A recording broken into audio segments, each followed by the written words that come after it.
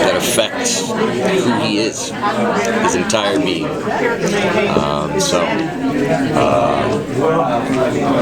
And I can't. Maybe death's involved, but I can't tell you that. I love that Blaine is so ambitious, and we've seen him run businesses and try to take on Boss. But is that coming from trying to make his dad proud? And if so, with his dad, that's kind of been resolved. What is he driven by now? I don't know. Maybe even though he didn't, doesn't care for his father, it's still his father, and you try to, it's in the blood to be well-to-do and to do well, make money, lots of it. So that's been his, patriarchal archetype. Is that good? That's good. So yeah, he's got it in his blood, and he does a good job at it. He does a good job of doing terrible things to get that money. You've gone through a lot of makeup transformations over the course of the past 2 seasons. Can you talk a little bit about your most recent, very zombified look and how much work went into that, how long it might have taken? Well, the being buried alive stuff was pretty crazy and pretty intensive and pretty cold. Our crew did a wonderful job of making me as warm as possible. I actually preferred being buried than out in the cold. Put me back in the dirt. The zombie stuff and the getting all dirty takes about an hour and a half. And then it's like, the rough stuff was like, I'd have to get into like the clean look later in the day, so it's like get filthy, and then get a sponge bath from the makeup and hair people, and then take a shower, and then try to be as pretty as possible. I don't know how good a job I do, but yeah, it's all fun. The makeup isn't that rough. How excited were you when you found out you were picked up for season 3? I was very excited. It was my birthday, so I woke up with like 40 birthday messages, and then there was a message from our executive producer Dan Etheridge that said, "Can you call me? It's not bad news." And I was like, "You never did."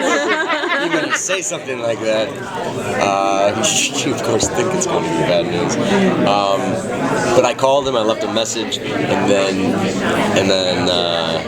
I read online that I picked up. I had all these congratulations on the Twitter, so it was thrilling, man. It was unexpected. We didn't know. Like the night before, Raul and I had this long conversation about it. He's like, "Look, bro, they ordered 6 pilots, and they're not going to cancel Arrow. They're not going to cancel Flash and all these shows." I was like, well, why would they cancel us? But he made a good argument. I'm glad he wasn't right. Thanks for stressing you out. Yeah, right? Yeah, doom and gloom. He's a realist. Speaking of Ravi, do you guys have anything coming up? Because it's such a joy to watch your characters interact in the show. Yes.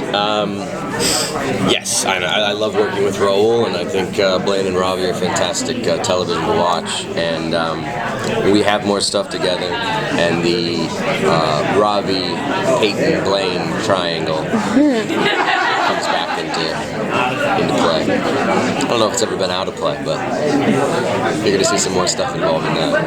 Great. One thing that I found interesting this season is that we find that Blaine really has a purpose as far as like keeping the zombies kind of in control. Yeah.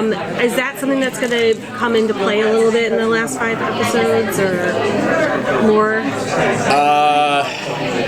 Yeah. But it doesn't have much to do with Blaine. Yeah. But the zombies keep being fed.